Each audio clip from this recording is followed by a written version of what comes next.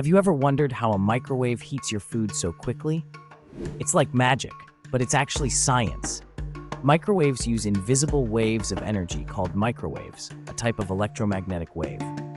When you start the microwave, these waves bounce around inside and get absorbed by the water, fat, and sugar molecules in your food. As these molecules absorb the energy, they start to vibrate really fast. This vibration creates heat, which spreads throughout the food, warming it up from the inside out. That's why microwaves are so fast and efficient.